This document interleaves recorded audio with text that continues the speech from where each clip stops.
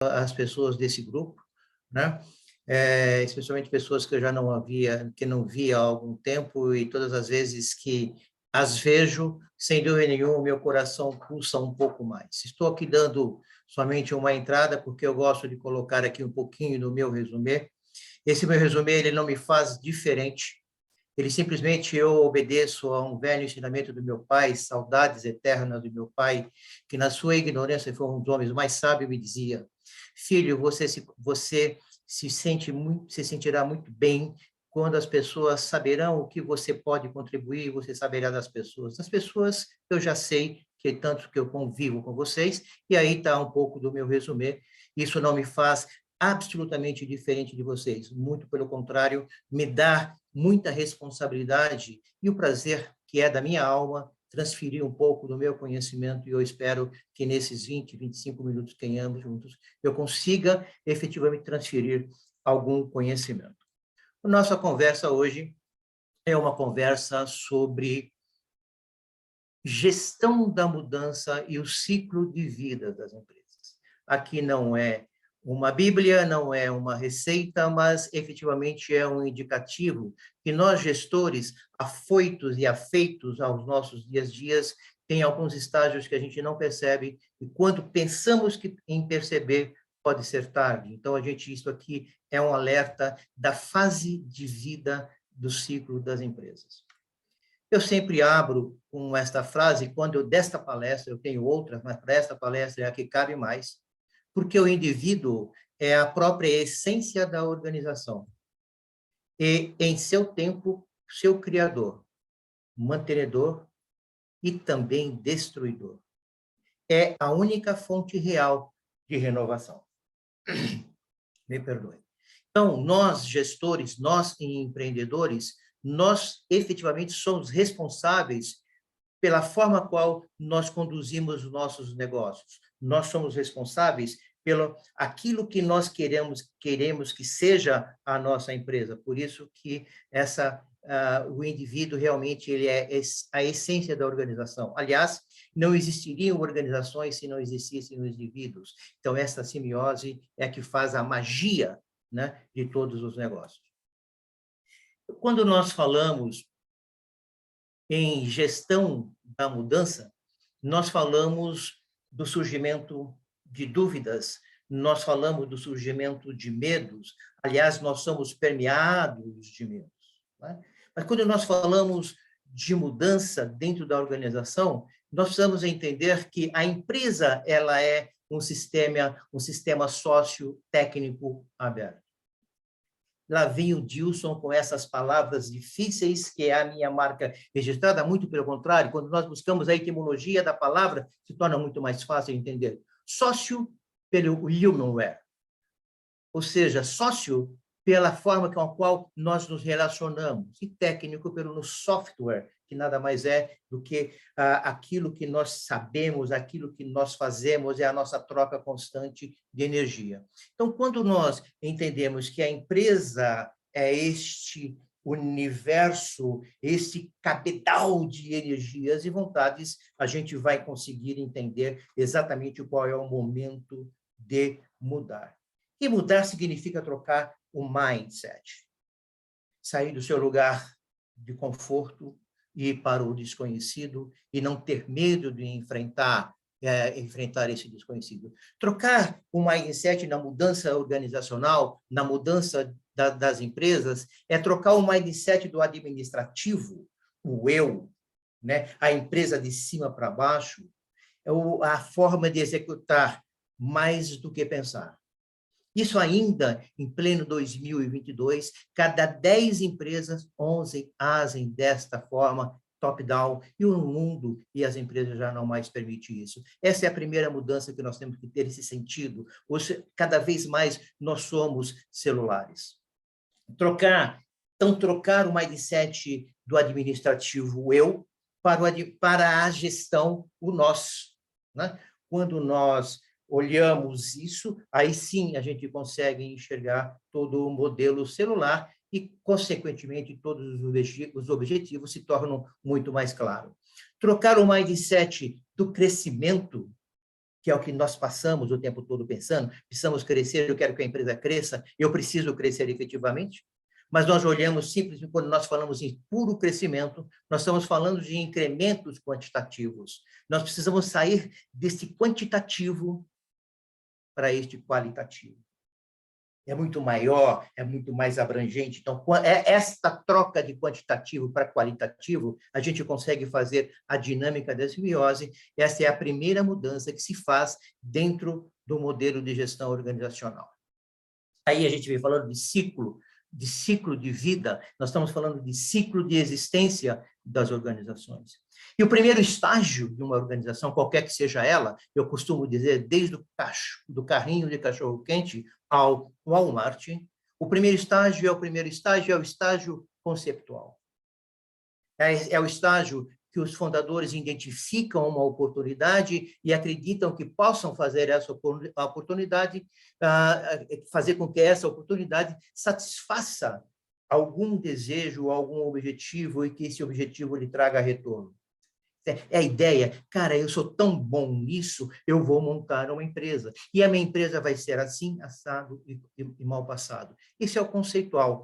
Normalmente, esse estágio conceitual, ele pode ser um estágio alongado.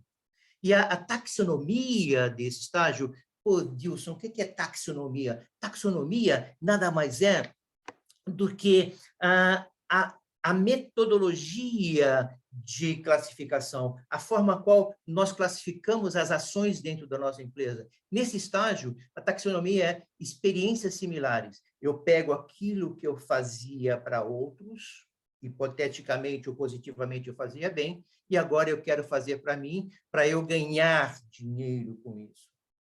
A taxonomia desse primeiro estágio é a operação. Ora, eu sou expert em alguma coisa, então eu tenho que fazer, porque talvez eu não tenha o punch de ter mais alguém ajudando, então eu mesmo faço. A famosa fase de você bate o pênalti, ainda vai segurar e depois vai lá para o escanteio. Então, esta é uma característica do primeiro espaço.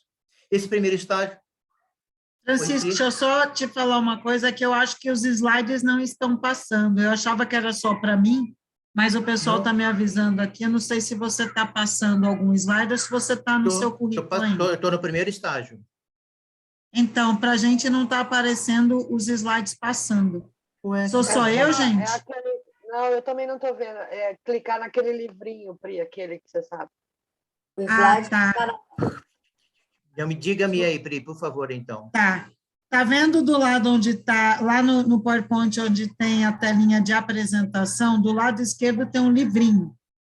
Se você transmitir pelo livrinho, ao invés do modo de apresentação, a gente consegue ver e você consegue ver a gente. Dá uma olhada lá. Deixa eu ver como é que eu vou fazer aqui.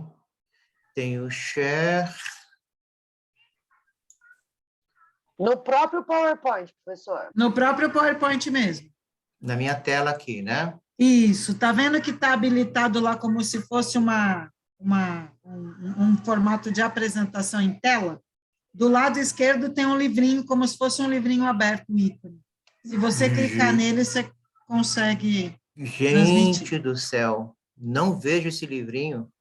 Sabe onde tem aumento de tela, de zoom ali no PowerPoint? Totalmente à sua direita, lá embaixo no rodapé? Sei, vou sair aqui. Ah, tá, ok, achei. Isso, tá, agora perfeito. apareceu. Agora apareceu. Valeu, então tá, obrigada. Eu que agradeço, vocês desculpem isso. Então, essa fase do conceptual é uma fase um pouco mais longa, porque você vem a ideia e você começa a formatar efetivamente o seu negócio. É a fase do nascimento da empresa, ou seja, é a fase da materialização da ideia. Isso pode ser muito rápido, mas invariavelmente é um movimento longo. Perceba, então, que esse nível de exigência com você mesmo é muito grande. O segundo estágio é o segundo estágio organizativo, ou seja, eu materializei as minhas ideias, isso começa a ter um formato mais interessante, E eu começo a aglutinar pessoas, porque eu percebo que já não posso ser mais a empresa do eu sozinho. Então, eu começo a trazer pessoas, pessoas essas que possam estar e coabitar com a minha ideia e entender o motivo daquele negócio que nós colocamos. Esta é a fase mais difícil, porque é a fase que você começa a trazer outros pensamentos para dentro das empresas e, invariavelmente pela pressa, pela falta de planejamento, faz isso de uma forma atabalhoada e muitas vezes você fica trazendo pessoas, tirando pessoas, trazendo pessoas e às vezes esse tempo se torna um tempo muito longo. A taxonomia desse estágio é a missão e a estrutura. Ora, quando eu trago alguém para dentro da minha organização, eu preciso fazer com que essa pessoa entenda qual é a razão da existência da minha organização. E o fato de eu trazer mais uma ou mais duas pessoas, isso começa já a se delinear uma estrutura. A operação, ela acelera, ela continua existindo, e aí começa o primeiro problema, que é o problema das finanças, né? Eu preciso ganhar dinheiro, eu preciso fazer dinheiro, eu preciso vender, eu preciso faturar, e isso ainda de uma forma não muito organizada e não muito diretiva, né? E a presença marcante efetivamente, dos primeiros recursos humanos de uma maneira. Então, quando nós começamos a colocar a questão da missão para essas pessoas que chegam dentro da empresa, é preciso gerar um comprometimento, né? E o comprometimento ele surge a partir da amostra, a partir das ações, a partir das atitudes. O terceiro estágio é o estágio produtivo. Esse terceiro estágio, a busca de satisfazer o maior número de pessoas essas que façam negócios com a organização, e como eu começo a buscar e atender necessidade de outras, o processo, né, a estrutura começa a se fazer necessário. Então, a missão e a estrutura, elas precisam estar muito em sintonia, a operação muito bem definidas, finanças adequadas, e invariavelmente nesse estágio as finanças não são ainda organizadas e adequadas, recursos humanos com troca e saída, ponto novo e bastante acentuado, e eu preciso fazer o tempo todo com que essas pessoas novas consigam entender qual é o nosso objetivo, qual é a nossa proposta de valor, e aí sim eu tenho uma preocupação pura com vendas. Esse terceiro estágio é um terceiro estágio, ele é terrível quando o gestor ou o empreendedor se preocupa tão somente com as vendas e não se preocupa em entender qual é a dinâmica da sua organização. Então, muitas vezes, e a Priscila é uma expert nisso, nem sempre a solução de uma organização é vendas. E nesse estágio, o empreendedor entende que tem que vender. É o vender pelo vender, é o vender por qualquer preço, é o vender para qualquer pessoa. E quando você começa a vender para qualquer pessoa, você derruba por terra a sua proposta de valor. Então, esse é um estágio reflexivo, é um estágio onde a luz amarela começa a surgir, não é? É o estágio da angústia. Não é?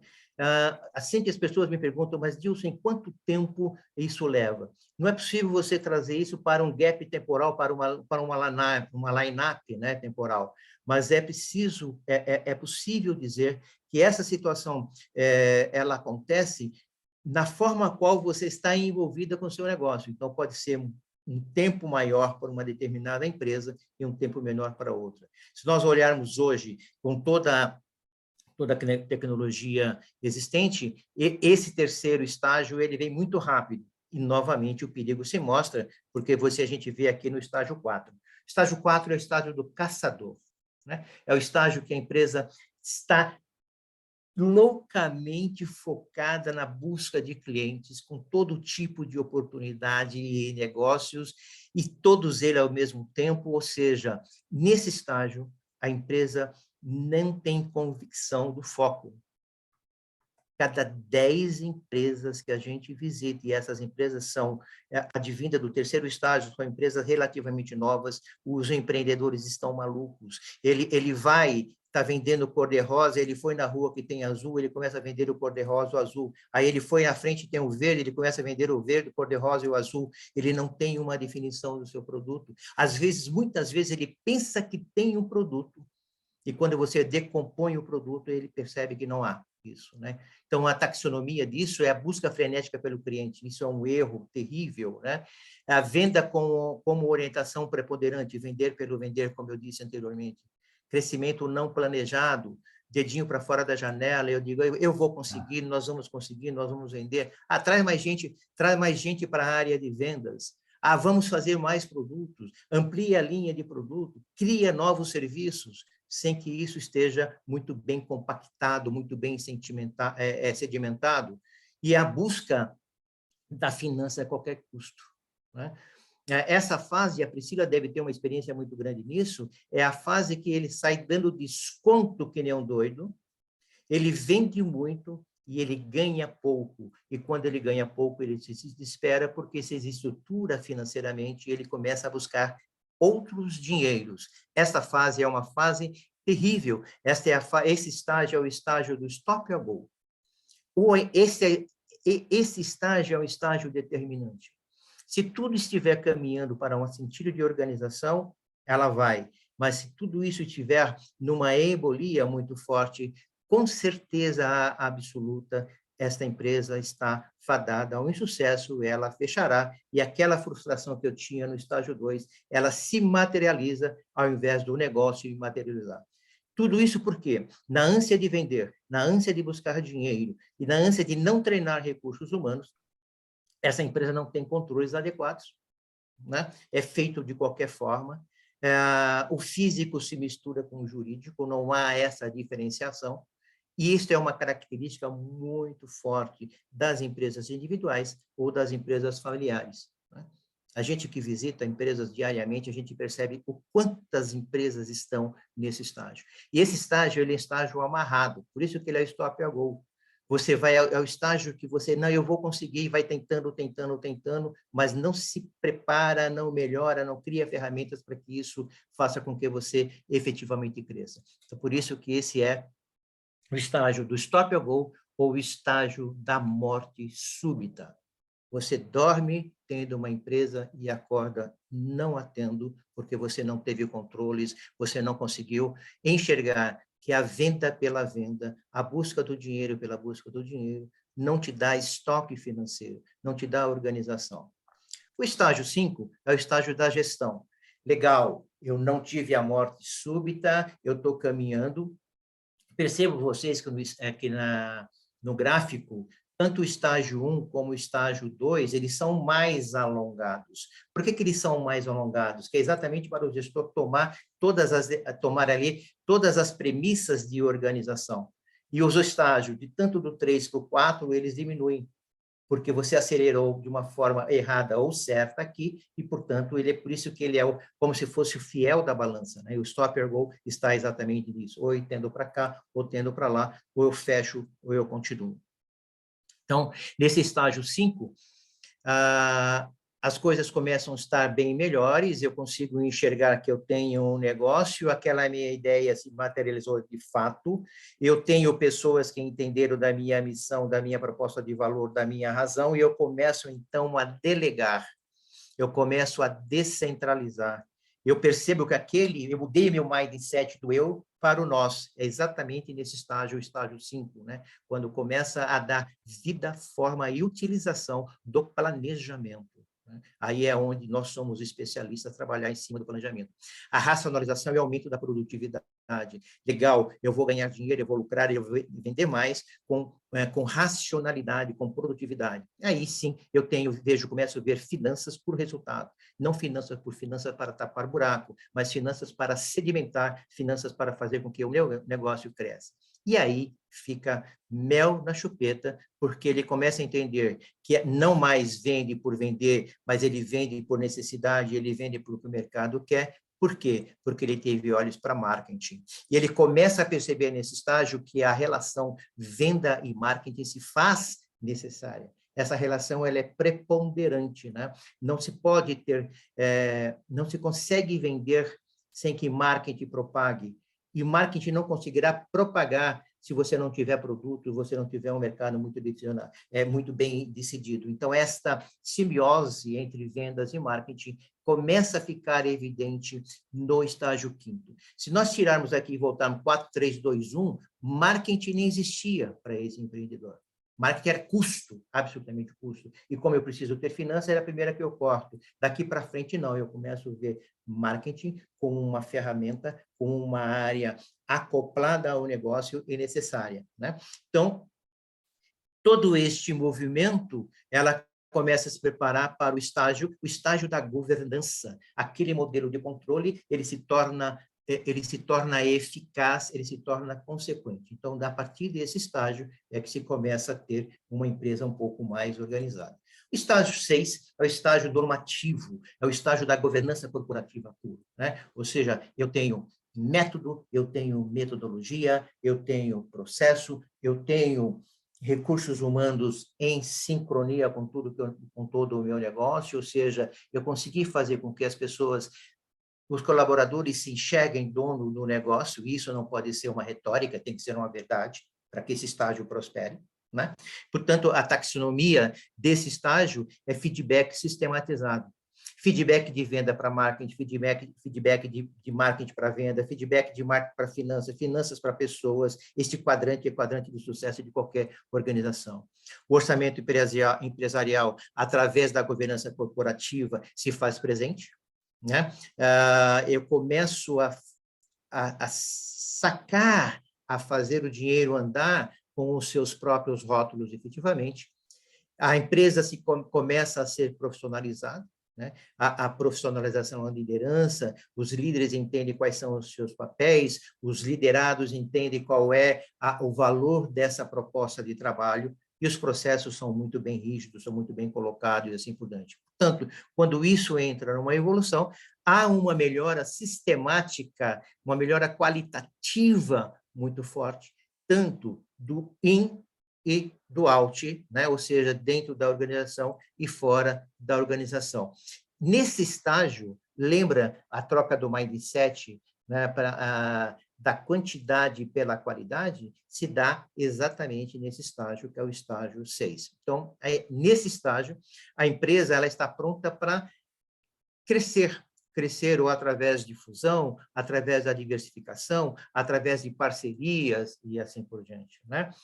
Trazendo um caso relato, a gente agora, dentro da minha empresa, nós estamos fazendo uma série de joint ventures, naquilo que nós somos bons, trazendo outras empresas que são boas em outras atividades se complementam. Por quê? Porque nós temos uma estrutura, nós temos uma governança, nós sabemos exatamente por onde vai caminhar. Então, a sua empresa está no estágio 6, eu diria que eu estou no estágio 4, não querendo morrer, com uma visão do 6. Isso é a minha troca de mindset como gestor. O estágio 7 é o estágio participativo, né?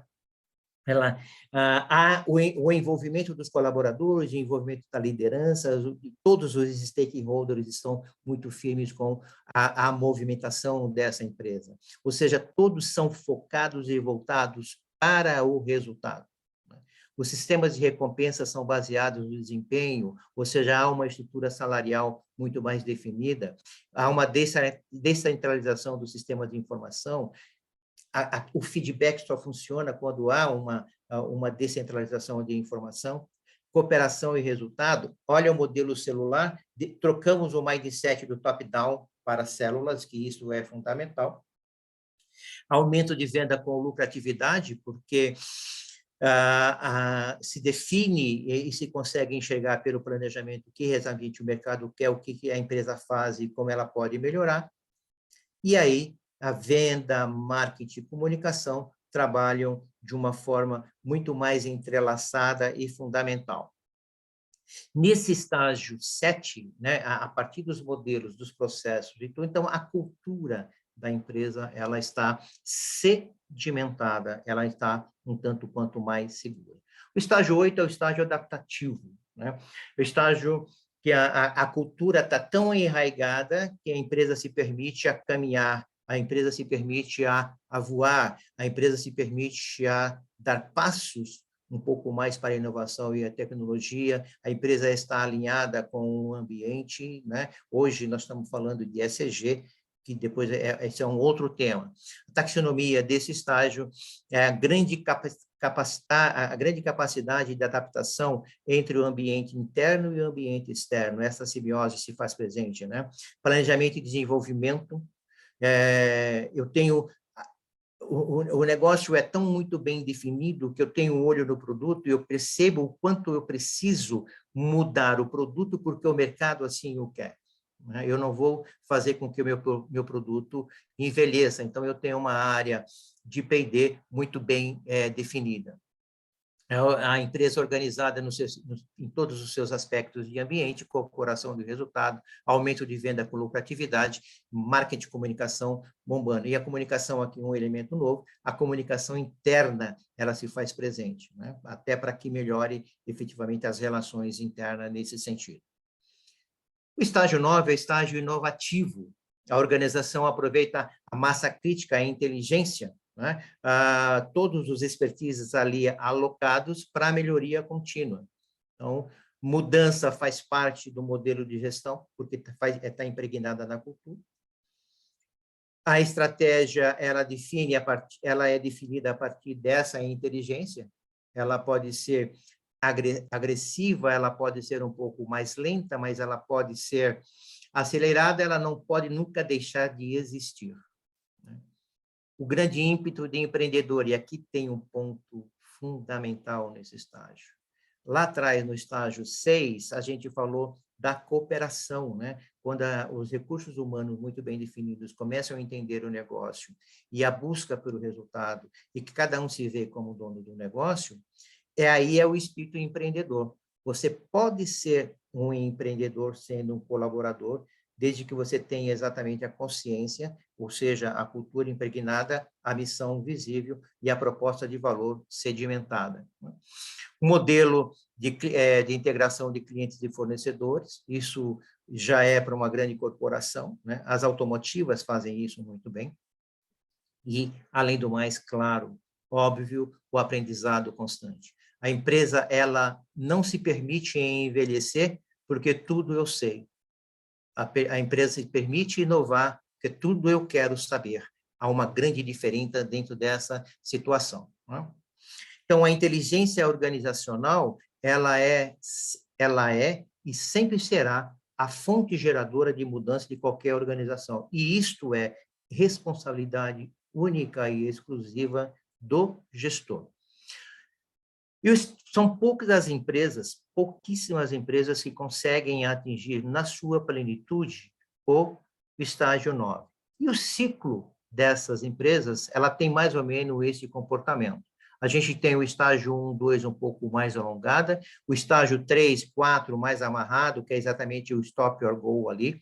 Entre o estágio 1 e o estágio 4, a gente fazendo uma analogia, é a infância da organização, é a infância da empresa, ainda é o tati-bitati, ainda é a fase da empresa dos porquês, por que eu não vendo, por que meu preço é ruim, por que eu não consigo falar com o mercado, por que o mercado não me encontra, né? Então, ainda é muito tati-bitati, por isso que a gente define isso como um período de infância da organização.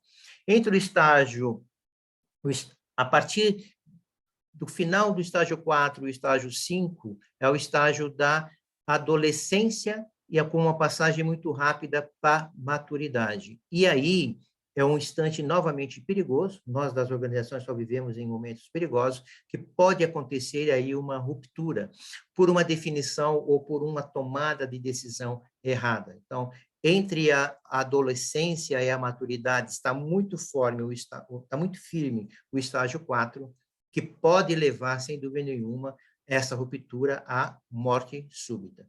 Como não fazer isso? A partir da energização de todos os seus recursos humanos. O estágio 6 é o estágio da plenitude, é o estágio fantástico, é o estágio da melhor idade, né? É o estágio de grande visibilidade da empresa e da organização, porém, aí também ele requer um grau de atenção, porque pode haver um envelhecimento precoce. Isso normalmente acontece com as empresas de tecnologia que não acompanham a evolução, né? A gente acabou de receber uma informação agora que uma grande ferramenta de marketing automation deixou de existir. Por quê? Porque não se preocupou, não olhou o que estava fazendo o RD Station está lá pleno e essa empresa terminou de fechar. Então, esse estágio 7 e 8, ele é propício de uma ruptura, né? Então, aí é o envelhecimento precoce. E uma vez que a empresa envelheça, não há botox, não há botox. Dependendo em que tempo isto aconteça e que se perceba, ela é, sem dúvida nenhuma, fadada ao insucesso. Então, hoje, no Brasil, a grande maioria, pelos estudos que a gente fez, a grande maioria das empresas, elas estão exatamente entre o estágio 4 e 5. A maioria das empresas, naquela empresa de pequena para média ou de média para grande. De pequena para média, o estágio é muito legal, ele acontece com uma velocidade, porque os processos se eternizam ali. Agora, do estágio para frente, ou seja, quando eu começo a acelerar, isso é um risco muito grande de eu envelhecer precocemente. Então, são poucas as empresas que isso. As empresas de tecnologia, muitas delas não chegam no estágio 9, ou esteja no estágio 9 muito precocemente, e elas morrem, têm vidas curtas, efetivamente, haja vista a quantidade de startup fechando aí, né? E as empresas de serviços, e aqui no nosso grupo tem muito, as empresas de serviço envelhecem muito rapidamente, porque é um pressuposto errado do gestor que serviço não tem inovação, e muito pelo contrário, é um dos segmentos, uma das atividades de negócio que mais precisa de inovação. Então, esses são os alertas que a gente traz. E aí eu trago 5 luzes fortes para a mudança e que podem gerar longevidade para a sua empresa e que a sua empresa consiga fazer esse percurso desses estágios com muita tranquilidade. A luz 1 é a luz do produto, né? Que esse produto seja de qualidade, mesmo ele sendo a qualidade acima de tudo. Que esse produto seja lançado, que esteja no tempo certo da sua empresa, no tempo certo do seu mercado. Aliás, eu diria, muito mais no tempo certo do mercado do que o tempo certo da sua empresa. Aí também requer uma mudança. Capital adequado, e quando eu estou falando de capital adequado, eu estou falando especificamente de recursos humanos. Não há empresa que cresça sem recursos humanos adequados. Então, eu tenho uma máxima, vocês já me ouviram falar isso em uma outra palestra minha, se você é um líder que tem liderados medíocres, você é mais medíocre do que os seus liderados, né? Então, você precisa ter recursos humanos bastante adequados, recursos humanos eficazes e efetivos, e, claro, sempre uma gestão inovadora. E lembrando que projetistas fazem canais, arqueiros atiram flechas, artífices modelam a madeira e o barro,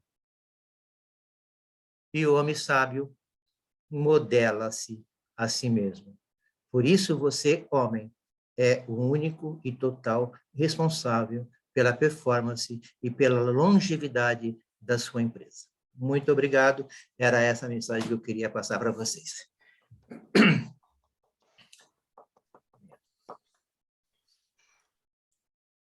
Sensacional. Muito bom, meu amigo, muito bom. Obrigado. Eu fui tentando ver os